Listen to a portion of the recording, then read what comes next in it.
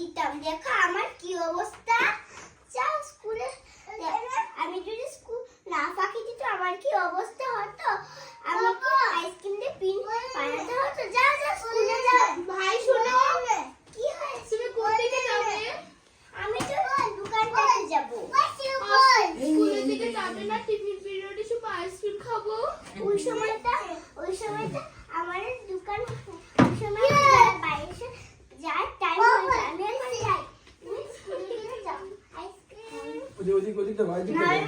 Ice cream ice cream এবার কে ice cream ব্যস্ত আছে বুঝছো না ভাই আইসক্রিম ব্যস্ত আছে হাওয়াই মিঠাই চাই হাওয়াই মিঠাই। ভাই শোনো,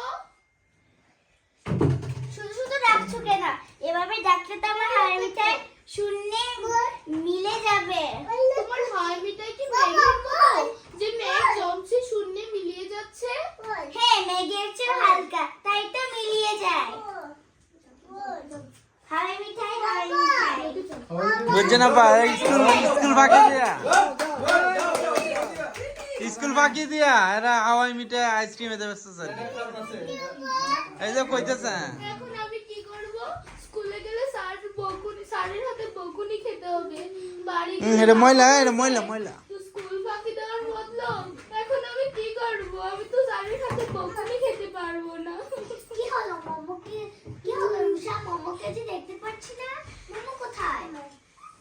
স্যার মা যে রাস্তা দিয়ে আসে সে সময় সে বলল যে তার পায়ে ব্যথা। তারপর সে বলল যে আচ্ছা তোমরা যাও। তারপর আমরা চলে এসে পড়েছি। স্যার আমার এখনো বাজারই আছে। ঠিক আছে, চলো তো তোমরা আমার সাথে। কি হলো মোমো, তুমি এখানে কি করছো? কিছুটা স্যারের কাছ থেকে কিছু লুকানো তুমি বলে ফেলো। স্যার, অর্ধেক রাস্তা আসতে আমার পা কেমন জানি অবশ হয়ে যায়। তুমি তোমার বাবা মাকে বলোনি? বলেছি, মা বুঝে কিন্তু শুধু কাঁদে। দেখি তো হয়ে গেছে। ও মা, তোমার পায়ে তো অনেক বড় সমস্যা। তোমার পা তো চিকন হয়ে গেছে। আচ্ছা, তোমরা কেউ দেখোনি? না স্যার, স্যার, আমরা যদি দেখতাম ওকে আমরা কাঁধে করে নিয়ে আসতাম। বাবা, চলো দেখি। ঠিক আছে যাও তাকে নিয়ে যাও তাকে বাড়িতে নিয়ে যাও স্ক্রিপ্ট চলে যাচ্ছে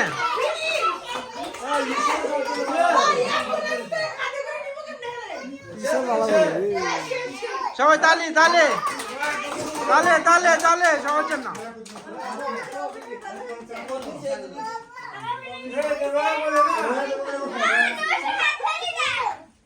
তালি সবাই তালি